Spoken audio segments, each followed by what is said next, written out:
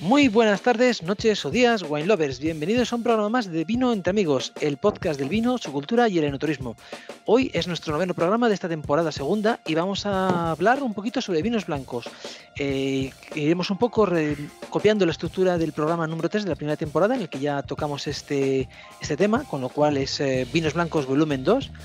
Y nos podréis escuchar pues en iVoox, Spotify y en Apple Podcast. Y en breve pues también en Google Podcast, que lo vamos a dar de alta, este programa de Vino entre Amigos, del proyecto Wine Spiders. Y además si os queréis escuchar y ver, pues también en nuestro canal de Wine Spiders en YouTube, canal Vino entre Amigos, Wine Spiders. Y hoy, pues como hemos dicho, vamos a conocer, catar y a recorrer 4 territorios muy diferentes de España, con 4 vinos en los que vamos a hablar pues un poquito de la denominación de origen Rías Baixas, de la denominación de origen Jerez o el marco de Jerez, de la denominación de origen Somontano y la denominación de origen Rueda, aunque cuidado, no va a ser ese clásico vino blanco de Rueda de la zona de la Cuna del Verdejo, que podemos hablar que está entre la zona de la Seca, Serrada. En este caso vamos a hablar de la zona de Segovia, en la zona de Santa María de Nieva, que es una zona especial por su climatología y por su terreno. Y para ello nos acompañan Albert, aficionado a la gastronomía, la restauración, la viticultura y la enología, y sobre todo es un gran estudioso de los vinos generosos y los vinos dulces. Lo podéis encontrar en Instagram en @catalansherrylover. Bienvenido, Albert, que hacía mucho tiempo que no contábamos contigo. Bueno, pues ya hace más de un año, ¿eh? Bueno, pues esta es tu casa, ya lo sabes, y siempre que quieras eres bienvenido para participar y compartir tus conocimientos. También está con nosotros una gran ya veterana, Estrella Sobrino, que es una fanática del turismo rural y de las redes sociales, casi por partes iguales. Su especialidad es ayudar a los alojamientos turísticos para tener mayor visibilidad, conseguir más reservas y un poco dinamizar esos territorios a partir de experiencias y a partir de esas casas rurales. Ella lo hace de una forma profesional y tiene su página web https://estrellasobrino.com y la podéis encontrar en Twitter e Instagram en @sepulestrella, pero creo que en Instagram no es Sepulestrella, ¿verdad? En Twitter es Sepulestrella y en Instagram Estrella Sobrino López, mi nombre y mis 2 apellidos. Muy fácil, muy bien, muchísimas gracias, bienvenida Estrella, esta es tu casa, ya lo sabes. Y nos acompaña por segunda vez, que parece que le ha gustado, y bienvenida todas las veces que quieras, Seila Parciela, que es una apasionada del vino, de su cultura y que quiere dar un pasito más estudiando viticultura y está ampliando sus conocimientos en el mundo de la cata y usando enotecnia aplicada a la sommellería y el enoturismo para profundizar más en este sector y aprendiendo las labores de campo en la viña con Viñerons de la Sonsierra. La podéis encontrar en Instagram y creo que también en Twitter, ¿no? En @6 sin más. Sí. 6 con Y. Eso es. Bienvenida, Seila, y pues espero que sigas participando tantas veces como quieras. Y quien les habla, David Vázquez, wine lover, viajero, gastrónomo y un friki de la comunicación 2.0, ingeniero industrial y estudiante por placer de enología. Me podéis encontrar en muchos medios digitales, que es lo que me gusta hacer mucho cuando tengo el tiempo libre, como lamesadelconde.es, destinocastilla-y-león.es y destinoysabor.com/blog. De nuevo, pues en Twitter e Instagram, @lamesadelconde, @destinocil o @destino_sabor. Y a todos nosotros nos encontráis en el proyecto Wine Spiders, que es un club de cata y enoturismo en las redes. Podéis encontrarlos en nuestra página web, winespiders.com. Y de momento, pero seguramente iremos ampliando en Twitter e Instagram y en Facebook, @WineSpiders. Y ahora sí, en una ronda súper rápido, vamos simplemente a enseñar qué vino tenemos, lo presentamos y luego ya los iremos desgranando poco a poco. Así que sin más, ¿quién se anima para empezar? Venga, bueno, pues yo. si queréis. Vale. Pues venga, No. Albert, ¿Sí? que tienes un vino que es muy especial. Bueno, Sí. un 150 aniversario de la bodega Osborne, el Fino Quinta, que es el vino más emblemático de la bodega, que han hecho un diseño espectacular, lo podéis ver aquí en la botella. Sí, desde luego es un diseño rompedor, llama la atención. Sí.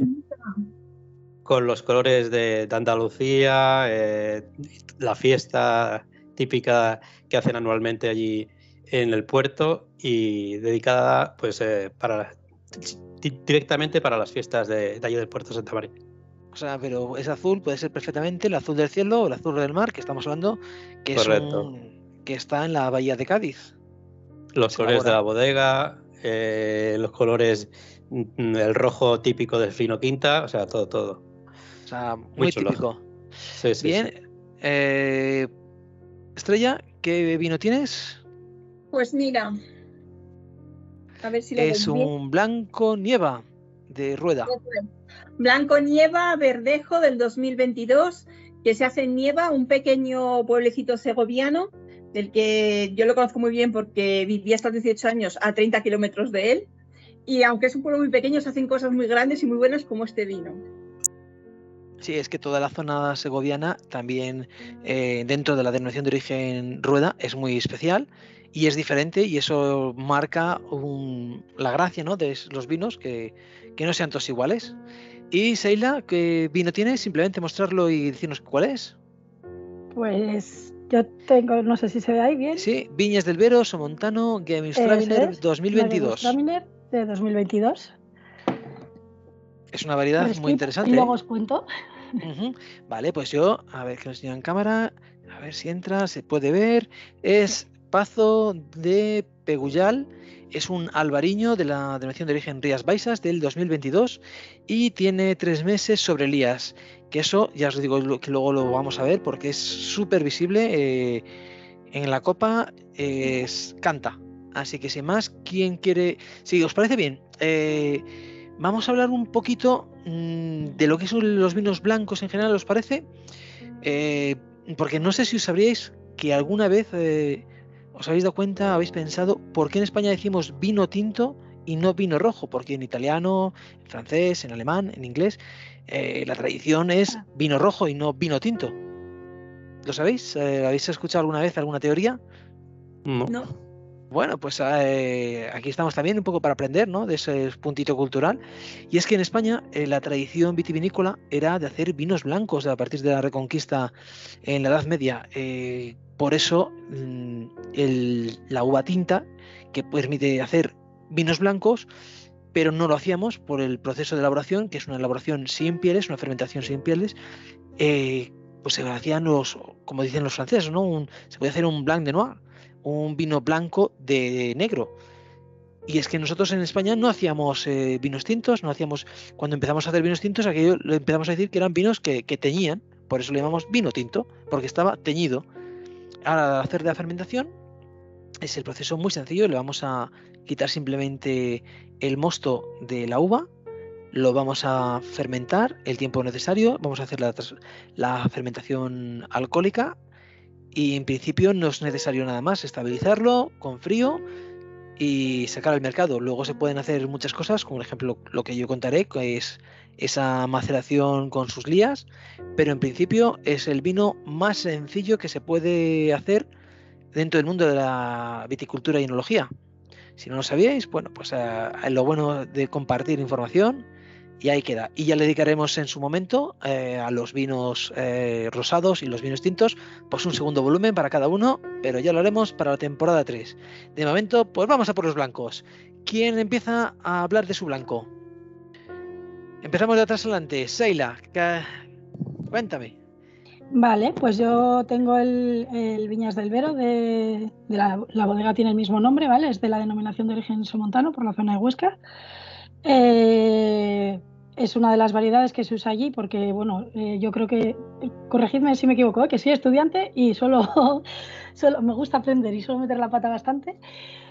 Yo creo que es la denominación de origen somontano, es de las que más variedades extranjeras toma, ¿no? Tiene la Chardonnay, tiene la Gewürztraminer, ¿no? Tiene... Sí, es una zona que tiene una capacidad, pues al estar al lado de los Pirineos, un clima muy, muy especial, que cada valle es diferente y eso hace que sean variedades únicas que puedan adaptarse y dar dentro de la misma variedad diferentes expresiones dentro de un vino elaborado con la misma variedad de uva, valga la redundancia. Y luego además todo el tipo de coupage que se pueden hacer a la hora de elaborar. Eso hace que sea una de las denominaciones de origen más divertidas para quien le guste el vino. Sí, es imposible no encontrar. Es imposible no encontrar un vino que no te guste. si me dicen alguna vez, pues digo, sí, dame, porque seguro que no es ni parecido a alguno que haya tomado parecido. O sea que luego, bueno, pues esta además viene de una zona de un viñedo que tiene muy cerquita de la bodega. Está el enebro o así creo que se llamaba. Entonces, claro, lo recogen fresquito y lo ponen directamente a fermentar, vamos, prensan y fermentan. Y la verdad que es un vino que me ha sorprendido muchísimo porque, bueno, es el color amarillo pajizo brillante, y es que además, bueno, claro, en cámara no se notará, pero es que tiene unos tonos verdes que es una pasada. En nariz me ha sorprendido un montón porque es súper intenso. He probado en otra copa antes porque he dicho, igual es porque esta copa abre demasiado, pero no, o sea, es súper intenso, unas notas a rosa que me queda alucinada. Anda, rosa, fíjate qué curioso. Sí, a rosa floral, o sea, me ha recordado a los pétalos de la rosa, sí, muy una pasada. Y luego mucha fruta tropical, exótica, así como un mango o alguna cosa así. En boca, a pesar de que no me daba ese aspecto, porque lo ves y es como muy fluido, ¿no? Y sí que tiene el cuerpo, es muy untuoso, se nota muchísimo el toque es así de cuerpo, que no sé, porque no está fermentado en lías ni nada. O sea, he estado buscando la ficha y no pone nada, pero tiene muchísimo cuerpo. Y otra vez que he tomado Gewürztraminer así de un 100%, me parecía que era un vino que pasaba y ya. Y este, en cambio, que va, es goloso, es untuoso, pero a la vez tiene ese toque ácido que está muy bueno. Está muy bueno, me ha gustado mucho. Por eso te decía que es que en Somontano yo no sé cómo lo hacen, pero siempre que juegan aciertan. Sí, bueno, además en concreto Viñas del Vero, volvemos a tirar la caña. Por favor, patrocínenos un programa, porque es que es una bodega que aparece de forma reiterada en Vino entre Amigos. No es la primera vez que sale esta bodega, y es que es verdad que casi todo lo que elabora, yo creo, y digo casi todo por si acaso no pillarme los dedos, pero yo creo que todo lo que he catado de ellos son vinos muy, muy interesantes. Además siguen una línea muy bonita en las etiquetas. Tú ves un vino desde lejos y dices, es muy reconocible, es un Viñas del Vero. Sí, el dibujo es así como muy, ¿no? Sí. Sí, es muy elegante, es una versión muy elegante de... Aparte, no sé si conoces la zona del Somontano, yo lo reconozco, es una de mis cosas pendientes.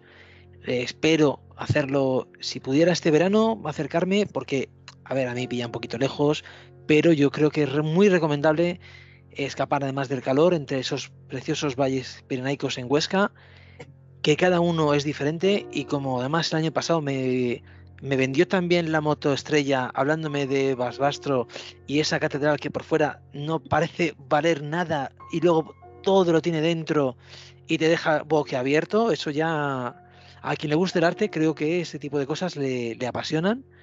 Luego está esa foto, aunque cuidado, las fotos de Instagram esa de cómo cuando lo ves, cuando lo pides y cómo te llega por AliExpress, pero vamos a confiar que se haga la foto con las casitas de colores en Barbastro. Estrella, ¿tú la conseguiste esa foto? Sí. Y lo es único, verdad, déjame decirte que el año pasado, cuando hicimos la cata con ese vino, no nos han patrocinado todavía y seguimos hablando de ellos. ya. Por eso yo tiro señores, yo tiro la caña por si acaso, a ver si alguien lo pica. Y ya si quieren hacer un viaje de prensa con este equipo de Wine Lovers, especialista, pues también lo dejamos ahí. También se puede llevar a cualquier zona de vinos. Yo creo que la propia bodega hace enoturismo, ¿no? Me pareció... Sí, bueno, yo prácticamente todas las grandes bodegas de España hacen enoturismo, y en concreto Viñas del Vero, que no ha patrocinado esto todavía, a ver si lo hace, pertenece al grupo Enate, también tiene otras bodegas y... A González Vallas, ¿no? También. Sí, y todas están dentro de una red de enoturismo y los hacen bastante bien. Estuve yo hace poco en una bodega del grupo y realmente creo que es de las más pequeñas, creo que es Las Moradas, y me gustó mucho, me pareció una bodega curiosa en la zona de Madrid, en San Martín al lado de San Martín de Valdeiglesias, y yo la verdad es que se lo recomiendo a todo el mundo porque tanto la bodega como los paisajes en medio de la nada, entre montañitas y demás, merece la pena verlo y disfrutarlo, tomarse un vino con ellos, que son además muy majos. Y vamos a cambiar de tercio y nos vamos a ese vino que a mí me llamó la atención y creo que Albert nos puede, desde luego, contar muchas cosas, porque es el especialista en los vinos generosos. Bueno, pues me gustaría comenzar hablando de la ubicación de la bodega, porque Osborne tiene una ubicación privilegiada, o sea, está muy cerquita, casi tocando a la vera de la desembocadura del río Guadalete, ¿vale? Y también tocando también lo que es la bahía de Cádiz en el puerto de Santa María. El puerto de Santa María es una de las tres ubicaciones del Triángulo de Jerez, que llaman pues el puerto de Santa María, Sanlúcar de Barrameda y Jerez de la Frontera.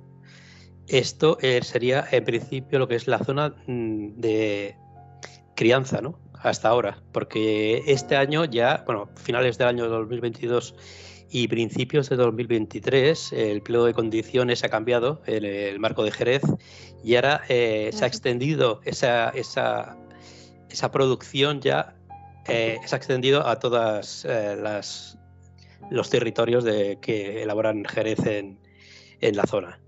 Entonces ahora el triángulo pues ha quedado ahí un poco que desaparece, ¿no? El triángulo ya mágico desaparece y ahora pues ya pueden elaborar y criar Jerez en toda la denominación de origen. Aparte de esto, no sé si os habéis enterado, han entrado 6 nuevas variedades de blancos, variedades blancas. Sí. No. Pero la mayoritaria seguirá siendo, o la base seguirá siendo la Palomino. Bueno, en principio está la Palomino, está la Pedro Ximénez y también está Moscatel, ¿no? Son las 3 variedades que habían. Claro, la Palomino en el principio era la más adecuada para poder hacer los vinos generosos en cuanto a las manzanillas, los amontillados y los olorosos. En cuanto a los dulces, pues la Moscatel, ¿no? Y bueno, la Pedro Ximénez también te da muchísimo y la Pedro jugo. Ximénez para los dulces, sí. Pero que no se hagan, por ejemplo, vinos finos de otras variedades que no sea la Palomino, no es porque no se pueda, se podría hacer, ¿vale? Pero ahora entran otras variedades nuevas que tienen un ciclo de vegetación más largo y con el cambio climático esto, la verdad que va a funcionar muy bien. Y estas 6 nuevas variedades, de momento hay plantación de ellas, pues, pero hay poca. Entonces vamos a tener que esperar bastante a poder probar finos o cualquier tipología del vino de Jerez, porque claro, ahora se tiene que empezar prácticamente desde cero. O sea y que hay que hacer otra vez las criaderas y empezar a montar todo ese sistema que el minimísimo 5 años para tener la primera criadera y a partir de otros 5 para empezar a sacar el primer vino. Vamos a tener que esperar un poquito. 10 años. Sí, es mucho tiempo. Tenemos. Bueno, me gustaría también hablaros de la climatología muy tan especial que hay en Jerez, porque no sé si lo sabéis, que Jerez es una de las zonas donde más llueve en toda España. Estamos al entorno de unos 600 mililitros año, bastante. Que comparado como Galicia, más o menos. Lo que pasa es que también tienen muchos días de sol, pero en la parte donde más llueve es un espacio muy corto de tiempo, que es entre noviembre y febrero, y en ese periodo tan corto es cuando más descarga allí muy concentrado. El agua. Muy concentrado, sí.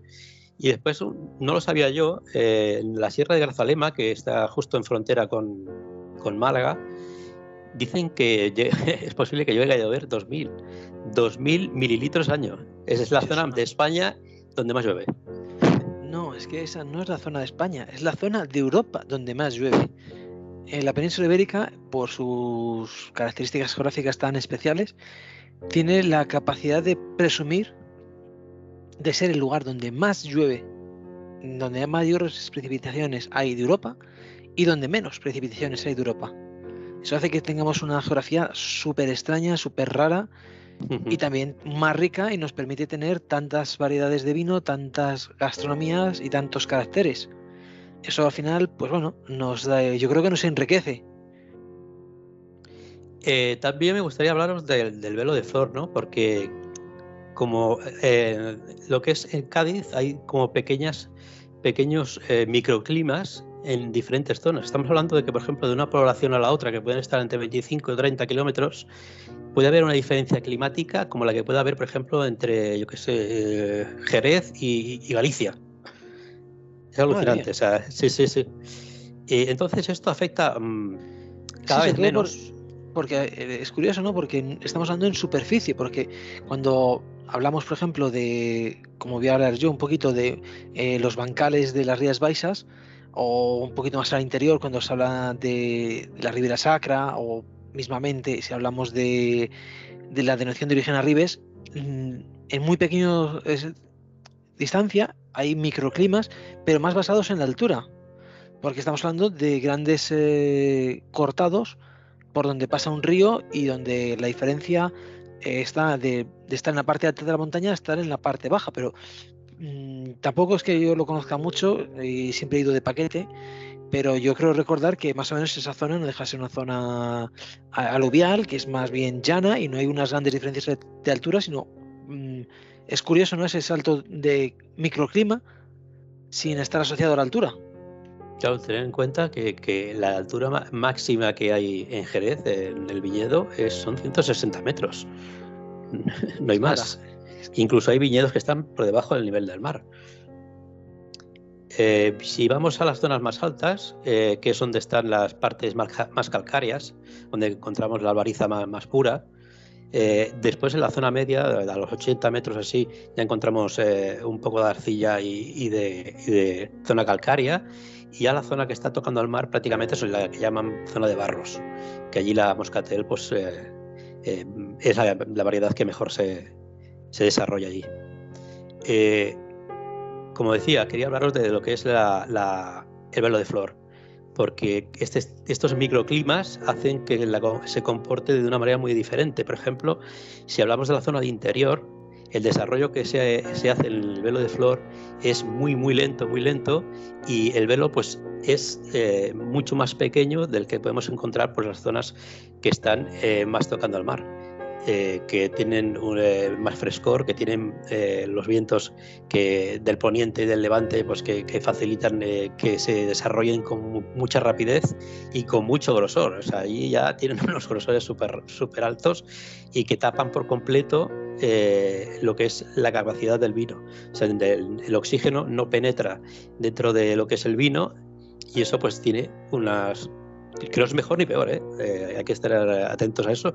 No es mejor ni peor, sino que tiene otras características diferentes de un vino, por ejemplo, que está tocando el mar o que está en la parte interior de Jerez de la Frontera, y que sí que tecnológicamente las bodegas ya están adaptadas para que no hayan esos cambios tan bruscos de temperatura, porque la tecnología pues también ha entrado en las bodegas en esas zonas.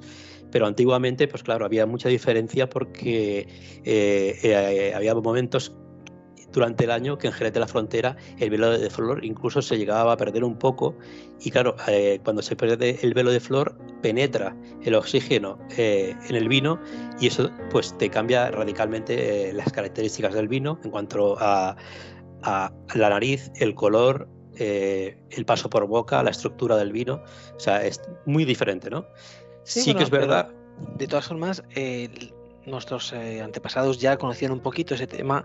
Igual no lo entendían muy bien, pero las bodegas tradicionales del Marco de Jerez están ligeramente enterradas, pero no están enterradas como en la forma de Castilla, sino simplemente 1 metro, 1,5 metros. Tienen muros que suben para arriba, y lo que van a hacer es estar directamente sobre la tierra. Y lo que hacían es mojar el suelo para de una forma crear un microclima dentro de esa bodega, con una ventana abierta a poniente y otra a oriente, de forma que hubiera una ventilación forzada con esa humedad que permitiera mantener una cierta estabilidad. que cuando llegó la moda del hormigón y se empezaron a poner suelos de hormigón, se dieron cuenta que se estaban estropeando los vinos. Pero vamos, Sí. ellos lo sabían, igual no entendían por qué, pero que funcionaba, ellos lo sabían que funcionaba. Sí, sí. Bueno, estamos hablando de las grandes catedrales del vino, las grandes bodegas que tienen esas capacidades tan enormes de almacenamiento, y claro que queda todo el calor queda en la parte alta de la estructura del edificio, y refrescando el agua pues se mantienen las temperaturas pues más o menos a una temperatura adecuada, dependiendo de la zona donde estén, ¿eh? Siempre ahí tenemos que hacer hincapié en eso, que no, volvemos a decir, no es ni mejor ni peor, sino que son muy diferentes. ¿No? Esa diversidad del vino de Jerez, que dependiendo de qué zonas están ubicadas, pues podemos encontrar un vino más fino, un vino más estructurado, un vino con más mineral, y también con las alturas en las que se encuentra el viñedo, ¿eh? Pues, yo creo que tenemos que contar contigo el año que viene para que nos dirijas tú realmente ese programa sobre vinos generosos, porque como decíamos antes a micro cerrado, pues es otro mundo. Es otro mundo, un universo, totalmente. es un universo paralelo del mundo del vino. Y es parte de la grandeza, ¿no? Descubrirlo y disfrutarlo. Bueno, y Pues, como atacamos a él, venga. Atacamos al Fino Quinta, que es el vino, pues el vino emblemático de la bodega, con ya 150 años. Y me gustaría leeros un poco la historia, porque me la estuve mirando y dice algo así, ¿no? El 16 de septiembre de 1873, Juan Nicolás Osborne, diplomático de profesión, escribió desde Francia a su hermano Tomás una carta que decía así. Dice: mi querido Tomás, tengo el encargo de otro barrilito, como el que fue a parar al Abello, a saber, una octava de Fino Quinta, para el pago de este, como el anterior, nos remitirá a mí el dinero y yo avisaré a la casa para que así quede todo regularizado, ¿no? La historia continúa, ¿no? Y dice que durante estos 150 años Fino Quinta ha evolucionado con los tiempos, pero manteniendo siempre esa esencia, y claro, la esencia de la historia que está ahí, esas botas, ¿no? En esas criaderas y esas y las asoloreras que van para arriba y para abajo ese vino, y que vamos degustando cada año, y que unas gotas de este vino pues pueden tener pues 150 años, podrían tener. Historia, eso es historia pura. Jerez es historia, y lo que me gusta de Jerez es que tiene una bibliografía, yo creo, de las más grandes del mundo en cuanto al vino. O sea, pueden contar lo que quieran, y cada vino pues es un pedazo de historia espectacular. ¿Y qué decimos del vino? Pues el vino me ha sorprendido muchísimo, no sé si lo podéis ver, es una brillantez y un amarillo pajizo con tonos verdes, precioso. Sí, casi así, no da la sensación, ¿no? de un vino de larga criadera, ¿no? Que suelen ser vinos más oxidados, más estructurados. O sea, a ojo, por lo menos, casi parecería un vino joven. Sí. Bueno, realmente es un vino joven para lo que es un Jerez. Sí, para el paradigma Jerez, del marco de Jerez, es un vino joven. Sí, es un bebé. Joven. Sí.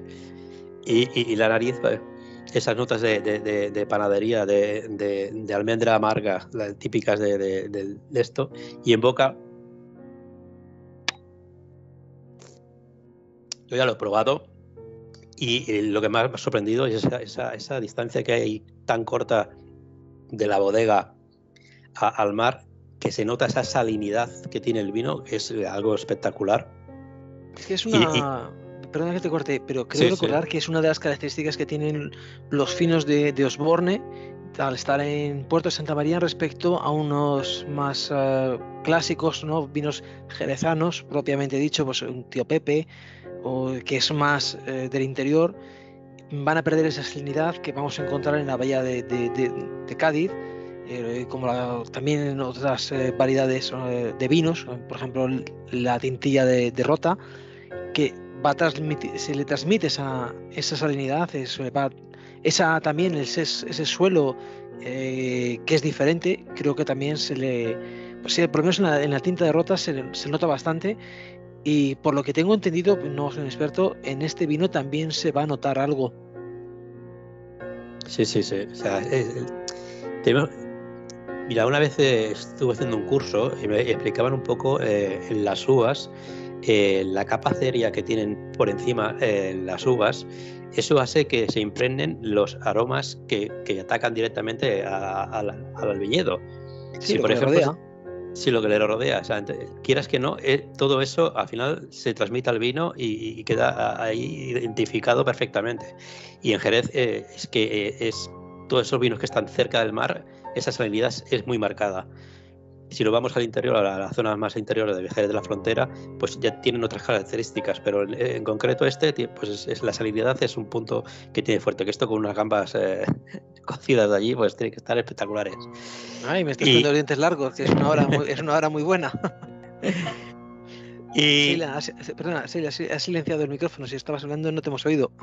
¿No? Vale. Sheila, que te he visto, Sheila, que querías hablar, pero tienes el micrófono apagado. Que sí, allí con un salmorejo o sí, sin duda. Una gambita blanca, una gambita roja. Nos ponemos finos. Nos ponemos finos. O sea, quería agradecer a la bodega que nos hayan cedido estas botellas y bueno, felicitarlos y que 150 años más o 300 o 500 los que aguanten. Sí, y una cosa, me ha parecido que el tapón es de rosca. El tapón es de rosca, sí. Sí, que hay mucha gente que, bueno, pues la rosca la tiene un concepto un tanto peyorativo, pero bueno, que no tiene nada que ver. Para un vino de este tipo de características, que es más estable, la rosca puede funcionar fantásticamente bien. Bueno, piensa que la tecnología de la rosca ha evolucionado bastante y grandes vinos de Australia que valen 60 euros van con rosca. O sea, no tiene por qué ser la rosca algo que no funciona, ¿eh? Sí. Y además, por lo general, más barata. Eso sí, más barata y también cuidamos un poco nuestros bosques. No, mira, ahí vamos no podemos estar de acuerdo porque el bosque de Alcornoque se mantiene porque sale el corcho. Si desaparece el corcho, esos bosques van a dejar de cuidarse porque son tradiciones familiares, es un trabajo muy duro y hay que darle un gran aplauso a ese negocio, que son negocios familiares, que es un negocio muy difícil de explotar y que entre la zona de Extremadura, norte de Andalucía y Portugal, pues prácticamente tienen el 60%, 70% de la producción mundial de corcho. Hay otra zona entre la zona sur de Tarragona, en Cataluña, zona norte la provincia del norte de Castellón, y algo en Portugal y Grecia, y realmente no hay más producción de corcho a nivel internacional. Y como se pierda el corcho, esos bosques pueden desaparecer. Porque el bosque que no se cuida termina siendo pasto de las llamas. Y ahora que estamos justamente en verano, entrando una ola de calor, hay que felicitar a esa gente que hace un trabajo maravilloso cuidando esos bosques y que sigan haciéndolo por, como has dicho tú antes, por 150, 300 o 500 años, porque ese es un producto natural que tiene que seguir existiendo. Sí, yo creo que bueno, es que realmente la rosca para este tipo de botellas es que lo veo perfecto. Aparte, como que es para la feria, es súper rápido. Desenroscar y beber. O sea, para un consumo rápido, o sea, no pensemos tanto en los análisis. Esto está bueno, te lo tomas y ya. Y ya está. Y bueno, ¿has estado alguna vez en la bodega de Osborne? No he estado todavía en Osborne. Bueno, pues nos gustaría visitarlo. Expedientes. Sí. Otro expediente que queda ahí, pendiente de tramitar. Visitar un bodegas Osborne, igual que el Marco de Jerez. Yo estuve hace muchos años visitando Tío Pepe en Jerez de la Frontera, pero bueno, me pareció, en aquel momento no tenía tantos conocimientos del vino como tengo ahora y tampoco me habría valido para mucho porque es otro mundo y realmente es una bodega que creo que tiene mucho, que es de obligado cumplimiento visitarla, ese tipo, y en la medida posible pues intentar comprender para poder amar. No hay que sabérselo el dedillo, que ya te he visto que Albert eres un fuera de serie, o sea, lo tiene súper al dedillo este tipo de vinos. Yo no me acerco tanto, pero yo creo que sí necesitan comprenderlos como mínimo, ¿no? El cómo se hacen, porque son tan diferentes que para un paladar cerrado, para una persona que vaya al Sota Gallo Rey, le puede parecer un salto al vacío. Y... Sí, son vinos que se tienen que explicar y no hace falta irte directamente a una copa de manzanilla. Puedes comenzar con un rebujito o con un cóctel hecho con cualquiera de las tipologías de los vinos de Jerez, con un dulce, con un de esto, y empezar con la coctelería y empezar a profundizar desde ahí, ¿no? Porque si vamos directo vamos a probar esto y nadie te explica lo que es el vino de Jerez, cuesta. Es un vino que cuesta porque... Pero una vez lo has probado, una vez te entras ese gusanillo, te engancha y ya no puedes marchar. Sí, no, ya en tu propio, en el nick que has elegido para Instagram ya lo quedas claro, ¿eh? O sea, a ti te enganchó. Sí. Bueno, pues a ver si nos engancha a nosotros también. Hay que ir a conocerlo, señores. Por favor, échenos una mano. Y pues pasamos a Estrella, que tiene un vino de la zona de Rueda. Y como hemos dicho al principio, no es el Rueda clásico, sino es un Rueda de la zona de Segovia. Que bueno, tiene un microclima porque está a mayor altitud. Puede estar a 200 metros más alto que la zona más clásica de la Verdejo. Y sobre todo cambia mucho el terreno.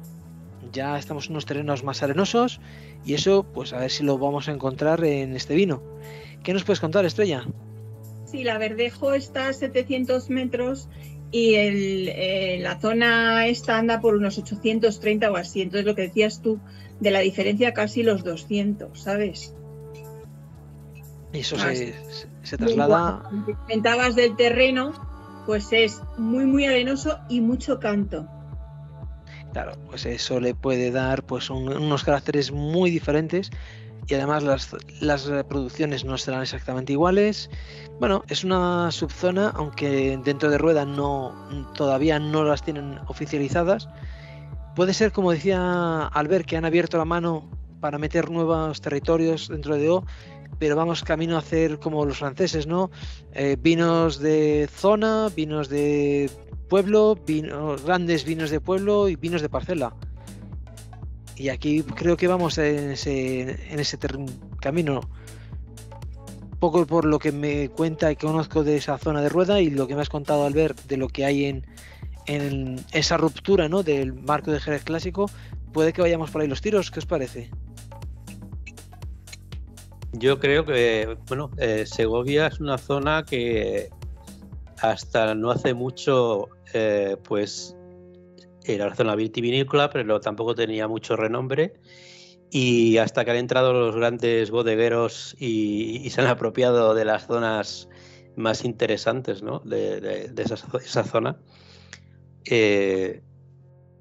yo creo que el vino los va a dar, o sea, muchas sorpresas en cuanto a tipologías y zonas que ahora mismo no tienen quizás el renombre que tienen en otras zonas, y son esos bodegueros que les dan ese valor, ¿no?, a esas zonas que ahora mismo pues ninguno se fija en ellas, ¿no? No sé. Bueno, esta zona tiene un buen pasado. No estamos hablando del siglo pasado, como quien dice, porque en la zona esos viñedos se plantaron en el siglo XII. Incluso antes. En el 19, me parece que he leído, es cuando alcanzaron la mayor producción. O sea, que estamos hablando... Entonces, vale, que sí, que luego la bodega como la conocemos ahora es de 1989, que es cuando se funda Viñedos de Nieva, pero fíjate todo lo que tenían atrás, ¿sabes? No, es que históricamente la Verdejo es segoviana.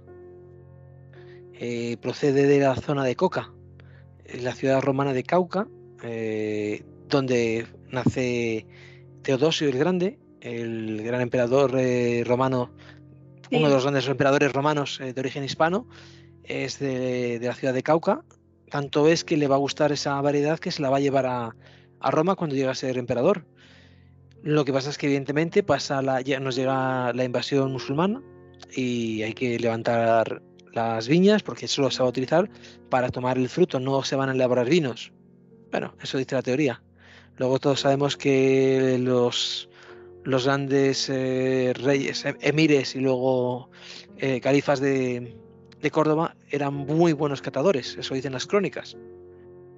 Así que bueno, también algo de vino se siguió elaborando en petit comité.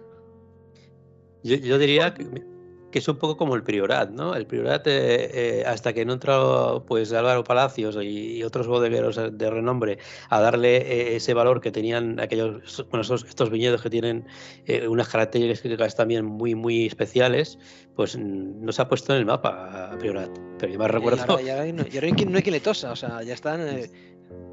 Me recuerdo de pequeño, me decía mi abuelo, venme a buscar vino a granel, y la mezcla era un poco de Priorat y un poco de Gandesa. Y creo que era uno tinto y otro era blanco y se mezclaba. O sea, pero el Priorat era un vino que era un portento, o sea, tenía un grado alcohólico que costaba beber solo. Bueno, eso ha ocurrido también en la Ribera del Duero de forma tradicional. O sea, yo si le hubiese preguntado a mi padre con 20 años de Valladolid si quería un Ribera del Duero, me habría dicho que esa porquería no se la tomaba. Salvo algunas excepciones, ¿no? Las grandes bodegas, que eran 4, lo que era toda la producción era pues tirando vinos de granel. Y ahora, sin embargo, pues ahí tenéis que es Doña Ribera del Duero. Sí, sí. Pues perdona, Estrella, que te hemos quitado la palabra. Nada, de todo se aprende y encantada de escuchar. O sea, ya sabes que yo estoy aquí como catadora de a pie, no con gente, o sea, vosotros los profesionales, y yo encantada, ya te digo, siempre de estas catas me llevo más de lo que aporto, así de claro os lo digo.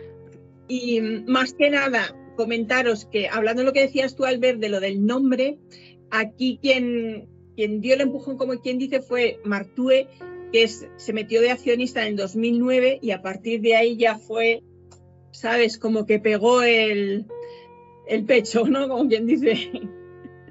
El pistoletazo.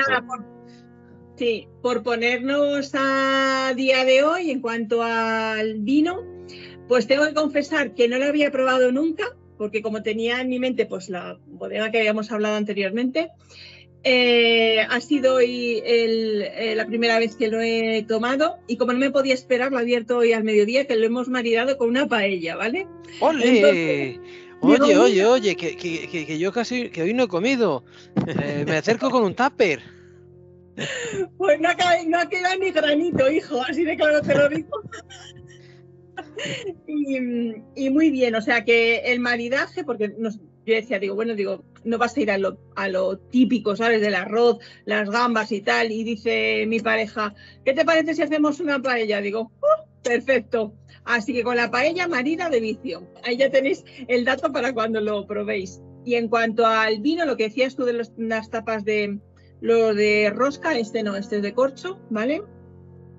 Y en cuanto al vino, el color amarillo, pero lo que más me ha sorprendido es lo limpio y cómo brilla. O sea, no me lo esperaba yo tan brillante, ¿sabes? O sea, me había hecho otra idea. Es un brillo alucinante.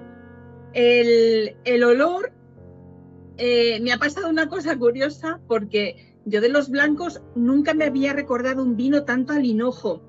Y yo el hinojo lo utilizo bastante cuando cocinamos en casa para echarlo en el salmón, ¿sabes? Y cuando lo he ido a beber, digo, jolín, es que es como el mismo aroma cuando me llevo el salmón a la boca con el hinojo. O sea, me ha recordado muchísimo a eso. Luego, aparte, a una manzana que estaba verde, de esas que te hace mucha sensación cuando lo comes, pero el hinojo flipante, ¿vale? Estás describiendo la variedad verdejo, o sea, estás hablando, o sea, pues que es la pureza de la raza verdejo. Es que cuando lo iba, o sea, hecho así cuando hemos estado comiendo, digo, jolín, es que me parece que me estoy comiendo en trozos, o sea, porque ya te digo que echamos bien de hinojo al salmón, digo, es que me parece que me lo estoy comiendo, o sea, un aroma que es que se nota un montón, ¿sabes? O sea, muy, muy marcado. Y luego en cuanto al sabor, pues yo tenía otra idea, o sea, de esas veces que te haces ideas mentales antes de probar una cosa y no es tan suave como yo me imaginaba, ¿vale? O sea, es muy fresco, pero luego cuando me lo he tomado en boca me ha resultado más como más acidez de la que yo esperaba, ¿sabes? Porque más refrescante, entonces. Sí, pero me había hecho otra idea como que no iba a ser tan fuerte, ¿sabes? Entonces me ha sorprendido bastante. Y nada, luego hemos estado cenando con él, o sea que ya la botella, porque no se ve, porque el cristal es oscurito, pero que sepáis que si la botella es de aquí a aquí, pues nos llegamos por aquí. Casi no llega a la cata. Eso que estaba bueno, eso...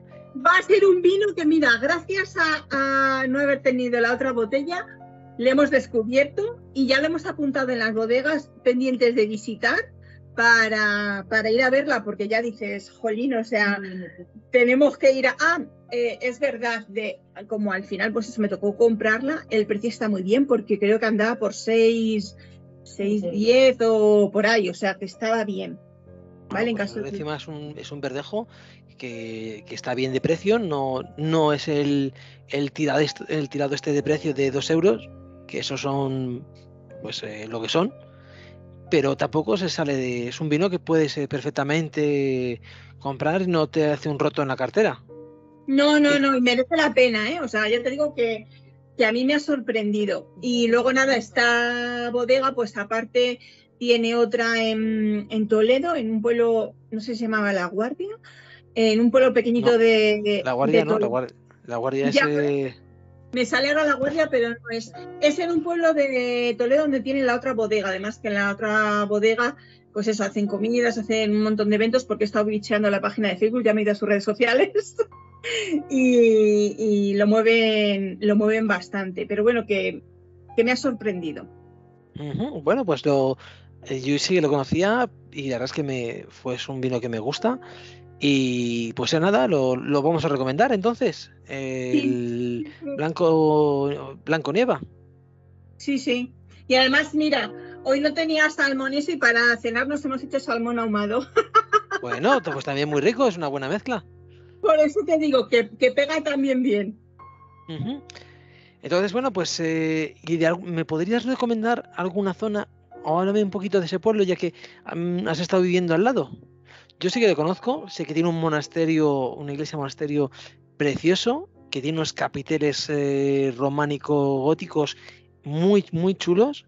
Merece la pena visitarlo, pero si lo conoces tú mejor que yo, si quieres decirnos algo. Sí, mira, por un lado está Nieva, que es donde está la bodega, ¿vale? Que es el pueblo que te digo yo, que está a 30 kilómetros de donde yo nací, o sea, de cuando vivía de pequeñita allí. Y luego al lado está Santa María Real de Nieva, que es donde está el claustro que estás comentando, que tiene los capiteles que te mueres, o sea, capiteles góticos. Está abierto, o sea, la visita es gratuita y si vais por la zona, pues lo visitáis. Luego también, no sé si tenéis hijos o no, ¿vale? Pero por la zona, bueno, David, yo sé en el turismo familiar, mejor, me gusta, tomo nota.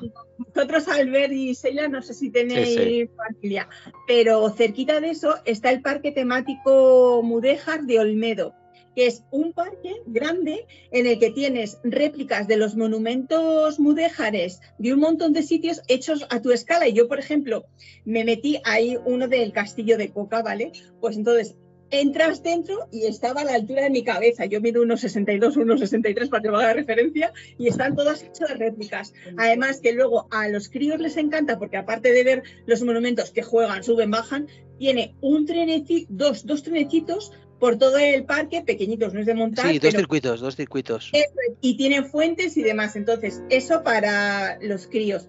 Otra cosa también que os recomiendo de la zona, la villa romana de Almenara. Ese es para nosotros y para los críos, ¿vale? Ahí hay un yacimiento romano con unos mosaicos flipantes de grandes, súper bien conservados, y aparte del mosaico tenéis una casa romana hecha, una recreación, una producción, pero grande, o sea, tamaño de una casa, ¿vale? Sí, que entras en todas las habitaciones, y lo que comentabas tú, David, de cómo eran decatadores los romanos, pues eso, tienes los divanes, no, ¿cómo se llaman? Donde se tumbaban ellos, no me acuerdo. Sí, un diván, un diván. Pues tienes eso, y es que lo ves, o sea, dices, es que me los imagino aquí en sus bacanales, o sea, está súper currado. Y luego tienen también un parque para los críos y te ponen un vídeo. Y luego también por la zona, bueno, claro, el Castillo de Coca, lo que estábamos hablando de, Bueno, en vez de la pero Revolución, país al real, ¿vale? sin Porque, salirte de Olmedo, no te olvides de el Casón del Caballero, que es un casa-museo interactivo de lo que es la literatura del siglo de oro español, en el que te ves envuelto en la propia historia. Realmente, si alguien no lo conoce, es otro punto importante que tiene Olmedo, que es una pasada. Y por ahí hay una bodega, La Mejorada, que es una auténtica joya, que tiene una capilla mudéjar real que la rescataron porque estaba prácticamente en ruinas, y lo que pasa es que no era visitable antiguamente. Creo recordar es que ahora que lo has dicho... La Mejorada, David, la hemos visitado nosotros el pasado fin de semana. Ahí va, mira, oye, tú ya está bien de ponerme los dientes largos. No, es que te cuento la verdad. Llevábamos un mes sin ver a mi madre y entonces dijimos, fin de semana para... Mi madre vive en Arévalo, Ávila. Entonces nos fuimos a ver el sábado una bodega por la mañana y otra por la tarde. Y otra el domingo por la mañana, perdón. Y una de ellas fue La Mejorada. Y no sé si os han pedido matrimonio, os lo van a pedir, pero que sepáis que en la Mejorada hacen bodas, ¿vale? Así que por si acaso, y además coincidió que cuando en la visita, en lo que estábamos esperando para juntarnos todos, nos dijo la chica Paloma, la guía, una guía genial, o sea, se le ocurrió un montón, pues que una de las parejas que estaba en la visita se casaban el próximo sábado. Así que tú imagínate, íbamos con los novios. Y lo que dices tú de la capilla, pues eso, reconstruyeron la capilla, nos enseñaron la bodega y luego la cata, muy, muy bien comentada. Nada, casi, pues yo creo que fueron casi 2 horas de visita, ¿eh? O sea, fue una pasada. Y pues ya por cerrar, pues lo que decíamos del Castillo de Coca, eso para mayores y para pequeños, que nada, pues está súper bien conservado. Es la escuela de capataces forestales a diario, o sea, están los chicos ahí estudiando para ser capataces forestales, pero las visitas merecen un montón la pena, vamos, o sea, los críos se lo pasan ahí corriendo entre las almenas que te mueres. Bueno, pues me toca ya por fin el último. Nos vamos a cambiar de registro y nos vamos a ir a Galicia, que en un sitio que llueve bastante, en las Rías Baixas, y vamos a ir con bueno, voy a hacer una pequeña introducción, que no, ya que me lo he preparado, que no suele ser lo habitual, suele ir más de intuición. Bueno, pues las Rías Baixas, que es una de las denominaciones de origen más antiguas de España, dentro de las modernas. Ya como IGP está desde 1980, aunque ya en el 88 consigue el reconocimiento como denominación de origen. Tiene unas 4.300 hectáreas con unas 180 bodegas, y aunque por lo general son pequeñas, solo 55 de sus bodegas tienen una producción superior a los 25.000 litros, que es decir, prácticamente nada. Estamos hablando de una superficie en la que sobre todo domina el minifundio, no hay grandes extensiones, y eso hace que los vinos de estas Rías Baixas, que en sus 5 subzonas, pues sean diferentes unos de otros, porque cada parcela pues es un vino en sí mismo, es una expresión de la denominación de origen. Y ahí no tienen bancales en el sentido estricto, lo llaman pérgolas de granito, aunque también ahí tienen un tipo de parral que lo protege de la humedad. Estamos hablando que es una zona muy húmeda, tanto por la lluvia, que es, no olvidemos, Galicia, como por la propia humedad que viene subiendo por el mar, el Atlántico, que va a traer esa humedad que la va a entrar por los cañones de los ríos hacia el interior. Y esto pues hace que estos vinos vayan muy bien con la gastronomía de esta zona. Por destacar alguno, pues el famoso lacón con grelos. Estamos en la zona costera, con lo cual, por supuesto, Galicia, aunque sea tirar de tópico, pescado y marisco, y aparte, pues como no, unas buenas carnes, de una buena ternera gallega. Y algo que yo, por ejemplo, probé este vino con una empanada gallega, y aquello fue casi una ambrosía, Y fue un poco lo que me decantó intentar conseguir este vino, porque pese que no soy un gran aficionado a las variedades de las Rías Baixas, en la que el 70% pues es la variedad Albariño, pues me gustó bastante. Curiosamente, la variedad Albariño tradicionalmente se había pensado que procedía de Alemania, pero últimas teorías dicen que podría ser al contrario, que las clones que se han encontrado en el centro de Europa serían más bien del Camino de Santiago a la inversa, que se la llevaron los peregrinos que a la vuelta de Santiago. Con lo cual, bueno, pues tenemos aquí una variedad autóctona que caracteriza un terreno, y eso es lo que vamos a encontrar un poco aquí. Este vino de Pazo de Pegullal, pues es de una bodega que está en un sitio que lo recomiendo muchísimo. Yo he estado viendo las fotografías, es una preciosidad, es un antiguo convento que estaba dedicado a Santa María de Salceda, pero que después de pasar por muchísimas manos transformaron un palacete, pues hace unos 20 años se transformó en una bodega, que es lo que hoy podemos visitar.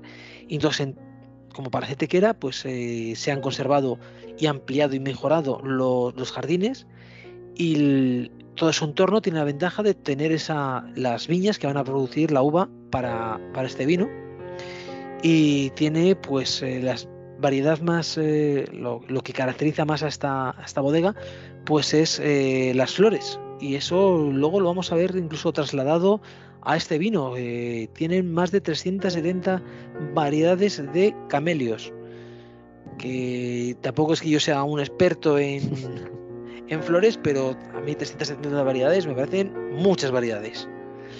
Así que ya sin mal me voy a meter más en el vino. Se trata de un vino que tiene está con una maceración sobre lías.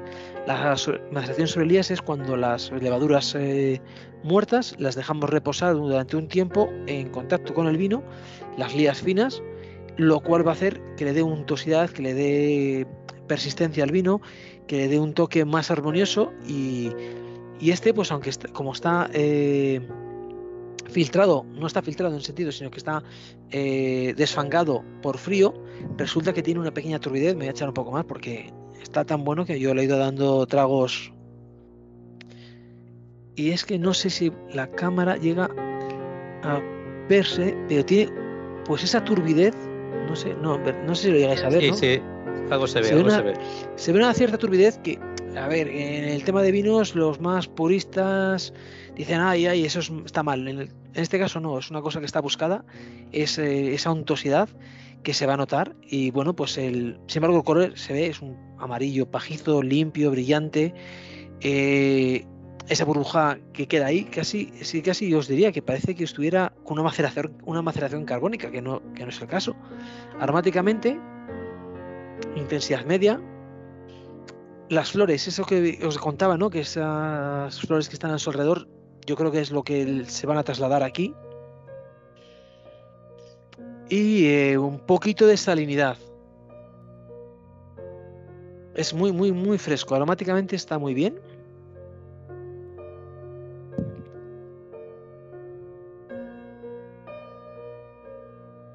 En boca, efectivamente, está la salinidad.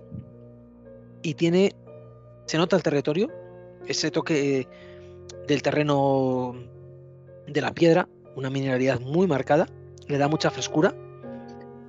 O sea, es una mezcla muy buena entre frescura, acidez, mineralidad, salinidad, en una combinación francamente buena. Yo creo que esto es para tomarlo acompañándose, pues lo primero, lo más fácil es un marisco, pero ya os digo que yo lo he probado con una empanada gallega y una empanada también de verdura, que yo nunca la había probado. También me han dicho que es típica en el Bierzo, y me pareció una combinación sorprendente, brutal, para este tipo de vinos, que yo no la conocía, y sin embargo pues me parece súper agradable. Es un vino que te llama más, es muy goloso, te va llenando muchísimo el paladar, te envuelve, y es muy, muy, muy, muy atractivo, la verdad. Por eso un poco lo elegí. He visto el precio en bodega y estábamos hablando de 11,5 €. No es un vino excesivamente caro. no se sale de los vinos baratos, pero no está entre los vinos más caros. Y yo creo que para darse un gustazo, de vez en cuando merece la pena, porque sí es un vino atractivo, es un vino, pues sobre todo al que le guste eso, el sentir Galicia en tu copa. Es una típica expresión gallega. Es Galicia condensado en una copa. Parece un eslogan de la denominación de origen. Pues no me lo han pagado, no me lo han pagado, Pues, pero si van a utilizarlo, se dijo aquí primero. Se dijo aquí primero. Suena muy bien. Además ha sido improvisado, ¿eh? No, el guión no llegaba tan lejos. Pues sí. Parecía. Pues la verdad es que los vinos blancos, pues son, yo creo que ahora que llegamos el verano, me parece que es una de las opciones más interesantes, igual que podría ser los vinos rosé. Pero bueno, esta temporada no nos ha dado tiempo a hacer un especial de vinos rosé y los dejamos para rosé y rosados, los dejamos para la temporada que viene. Si alguien se quiere animar, además a hacer una pelea con los claretes, pues lo dejamos ahí. Y así más, pues llevamos aproximadamente una hora de programa.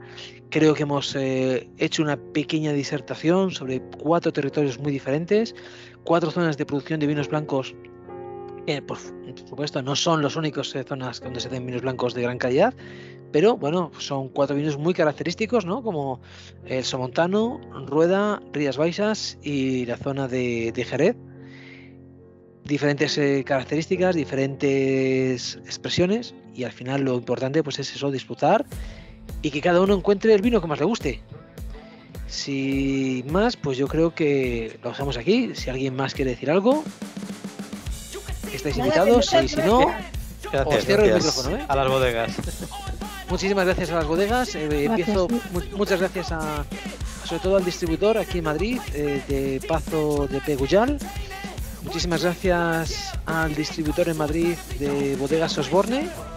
Muchísimas gracias a la denominación de origen del Somontano, que es lo que nos ha facilitado este vino de Viñas del Vero. Y muchas gracias, Estrella, por comprarte, lo siento, Nada, que ya te digo que ha merecido la pena, que me ha gustado. Pues mira, mejor, no hay mal que por bien no venga. Así que sin más, pues chicos, esto está disponible ya en YouTube y en iVoox, Spotify y Apple Podcast. Si os ha gustado, pues por favor que la gente nos deje un gran me gusta, se suscriba a nuestros canales y que nos comente y nos diga qué vinos blancos le gustaría que habláramos en la próxima edición. Así que sin más, salud muchachos.